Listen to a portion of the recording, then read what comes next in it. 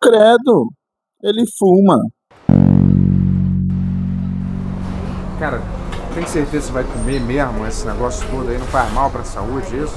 Cala a boca, meu irmão. Você fuma, cara. Você come fumaça. Quem é você pra me dar dica de saúde, irmão? Hoje você pode pegar câncer de pele, cara. Eu passo protetor solar. Essa sua boca, cara. Você fuma, meu irmão. Quem é você? Sol é vida! Salve, salve, meus queridos. Reinaldo Beltrame na área. E tá no ar o quadro Guerra contra o Cigarro, episódio 2. E hoje eu vou falar sobre como lidar com os deslizes para parar de fumar. Se inscreva no meu canal, deixe seu comentário, deixe seu like, que me ajuda muito nesse projeto. Infelizmente, não tô conseguindo fazer vídeos todos os dias. Voltei ao trabalho. Não quero trabalhar! Eu não quero trabalhar! Então eu vou tentar estar produzindo o máximo possível. Vou ver se eu consigo produzir conteúdos e deixar programado no final de semana como um todo, porque eu gosto particularmente de produzir conteúdo e já publicá-lo, porque é a minha essência daquele dia. E, tipo, a gente tá sempre mudando o que a gente pensa, o que a gente é, mas infelizmente não vai dar para ser assim. Vou ter que produzir conteúdos durante o final de semana e programá-los para a semana, beleza? Deixa aquele seu joinha e vamos falar sobre esse assunto aqui. Sempre quando você estiver parando de fumar, você vai lidar com alguns deslizes, aquela vontade de fumar, e você vai fumar de vez em quando, sim. Só que você tem que pensar o seguinte: se você fuma 20 cigarros por dia, se nesse parar de fumar, você, sei lá, fumar 5 cigarros por mês, por exemplo, 5 cigarros por dia que seja, já vai estar sendo uma grande vitória e você vai estar fazendo menos mal ao seu corpo. É claro que no mundo ideal, eliminar esse vício é muito melhor. Porém, a gente sabe que a vida não é assim e muita gente vai dar...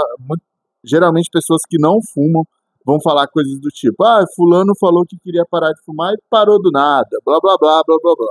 Mas, como dito no vídeo anterior, no meu primeiro vídeo, eu trouxe até um vídeo do Drauzio Varela falando sobre a comparação entre o vício de fumar e de largar o crack. Todo mundo sabe como que é um cracudo, né? Tipo maneiro, demorou pra fumar, o bandido atrapalha. Cadê o isqueiro? Tá. Já era. Então não tem nem como dizer a respeito como é difícil de largar o vício de cigarro. O que você tem que fazer com esse tipo de pessoa? Tipo, é mandar tomar no cu. Mentira. Talvez não. Você tem que olhar para ela e falar: gente, calma, não é assim, é um vício muito difícil e que às vezes vou cometer deslizes. Você não tem que se sentir, de fato, pressionado pelo que essas pessoas estão achando sobre o que você está fazendo ou sobre o fato de fumar. Tomar a iniciativa de falar o primeiro: eu vou parar de fumar, é muito difícil. E se você está fazendo isso com a sua vida, você já está se preocupando imensamente com o seu bem-estar. Mas parar de fumar, de fato, é muito difícil. Só quem fumou bastante tempo, sabe como que é. É lógico que vai ter aquela pessoa que fumou 1 ano e vai falar que, nossa, eu parei como mágica. Mas quanto mais tempo você está acostumado com aquilo, mais o seu corpo, a sua química vai estar dependendo da nicotina, que causa um bem-estar muito bom. Quem fala que fumar faz mal é porque nunca teve aquele dia que estava extremamente ansioso e foi fumar um cigarro e deu uma relaxada e ficou zen. Fumar é extremamente prazeroso, minha gente. Oh my God. É muito bom. Eu não estou fazendo isso incentivando, é porque é uma droga, né? Assim como todas as drogas, a primeiro, em curto prazo, elas fazem bem, geralmente elas fazem mal a longo prazo. Assim é com o cigarro. Mas eu senti coisas ruins no meu corpo a curto prazo. E isso me fez refletir que, de fato, é hora de lutar muito, muito contra o cigarro, porque não me fez bem. Vamos lá, explicar o que aconteceu. Antes de mais nada, para você que está acompanhando meu vídeo pela primeira vez, talvez você não acompanhe meu canal. Se você já conhece meu canal, talvez você saiba, mas que, dependendo de algum vídeo, eu já devo ter comentado a respeito sobre a minha luta contra a ansiedade e o pânico. E, além disso, eu tomo remédio de pressão. E a ansiedade é uma coisa maluca, que quando você tem alguma coisa, você potencializa aquela coisa. Você potencializa o mal-estar. Se é que tá fácil de entender, espero que sim. Tive o casamento do meu amigo Christian no sábado, um dos meus melhores amigos que eu fiz na vida, que ele estava em São Paulo por muitos anos, e ele casou com a Tamires. Foi muito legal o casamento, muito legal rever o Christian. Fazia um bom tempo que eu não via ele, desde que ele voltou de São Paulo, eu não tive esse contato. Foi muito legal, eu fiquei na mesa com o Vitor e com outras pessoas que eu não lembro. Mas, de fato, o que aconteceu? Em alguns momentos eu me senti um pouco solitário, um pouco de ansiedade social. Eu precisava sair para fora e, é lógico, pensando nisso, eu já comprei um cigarro. Antes de ir ao casamento, eu já estava aferindo a minha pressão, igual um maluco. E eu já tomo remédio de pressão, eu faço acompanhamento de cardiológico, acompanhamento de um cardiologista, que é o Dr. Bon Giovanni, que ele é muito bom, a gente fez o Holter e o teste da esteira recentemente. Então, se você acompanha o Projeto Cibanha, você sabe que eu estou fazendo esse acompanhamento e eu faço acompanhamento médico com frequência. Mas o fato é que a nossa pressão, o nosso coração, ele está sempre em uma constante evolução, descida e caída de pressão e batimentos. Mas, para quem é ansioso, tudo isso se torna um fardo. Como assim um fardo? Você vê a sua pressão alta, você vê seus batimentos altos, você já começa a potencializar aquilo e começa a dar ansiedade. Muitas e muitas vezes eu fui parar no hospital por causa disso e estou notando que a ansiedadezinha ela está querendo mostrar suas garras novamente, que infelizmente ela estava bastante, felizmente ela estava bastante controlada nos últimos tempos, mas acabou ficando um pouquinho descontrolada de um tempo para cá. Aí o que acontece? Por exemplo, eu estou falando aqui, eu estou respirando, eu estou potencializando isso, eu estou falando até com um ritmo um pouquinho acelerado para não ficar um pouco monótono. Se a gente medir a pressão, ela vai estar aqui, ó, 15/9, 111 batimentos por minuto, o que é totalmente normal. Tanto que, para medir a pressão, você tem que ficar em repouso de uns 30 minutos no mesmo local e fazer essa aferir a pressão, não medir, né? Você vai ter algum Zé Ruela que vai querer me corrigir. Corrige meu pau, filha da puta. Mas enfim, aí você vai aferindo a pressão, você tem que ficar aqui. Você tem que ficar quieto. Você tem que ficar num local quieto e sem falar. E por 30 minutos. Mas como é maluco, doido da cabeça, maluco, louco, retardado, tudo que você imaginar, eu posso falar isso de mim porque eu tô falando de mim, eu não tô falando das outras pessoas, né, que geralmente quem sofre de ansiedade ou coisa do tipo vai se sentir ofendido se alguém falar esse tipo de coisa, mas eu não ligo porque eu sou maluco mesmo, doido. Mas enfim, nessas mudanças, a nicotina como um todo, ela causa um efeito. O efeito de subir a pressão e subir bastante os batimentos cardíacos.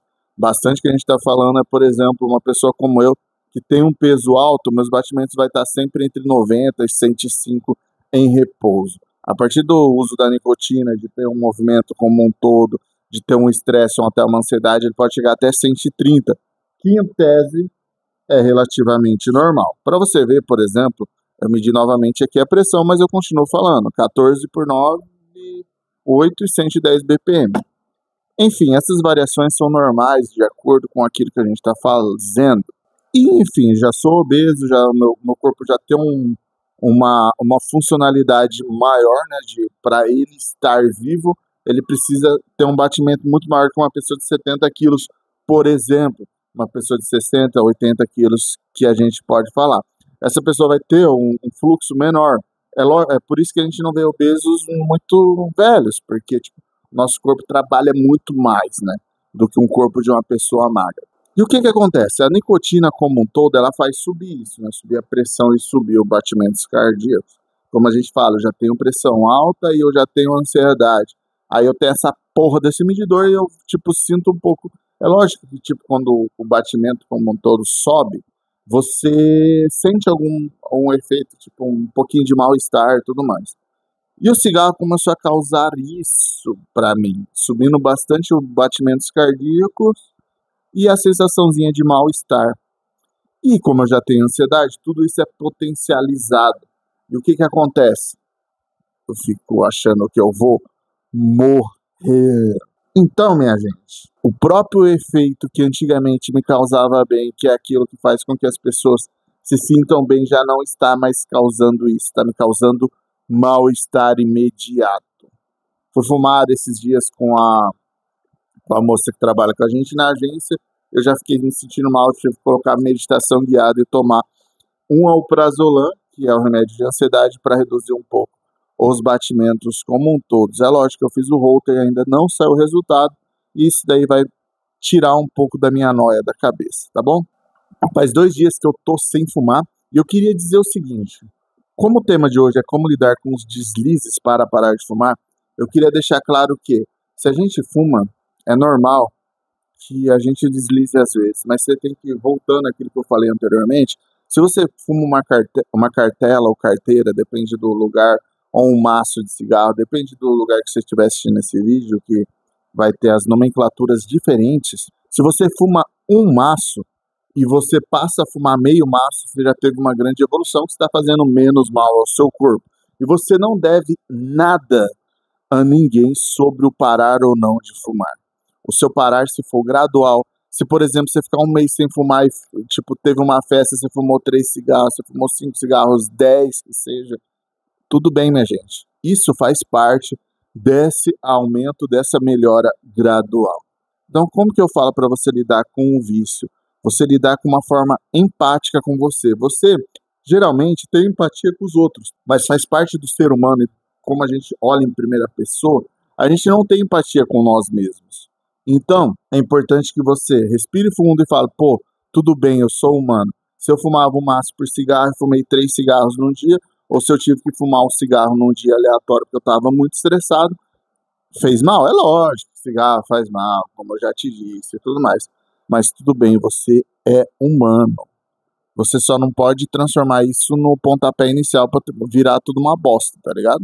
Então, por que eu tô falando isso? Eu já tô, acho que 3 dias sem fumar, que sábado passado eu fumei, aí tipo, eu fumei por alguns dias até terminar o meu maço.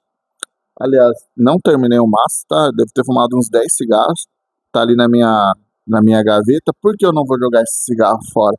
Cara, se eu tiver uma noia muito exagerada, eu ter que fumar, eu vou fumar um cigarro e pronto. Não vou me cobrar a respeito disso.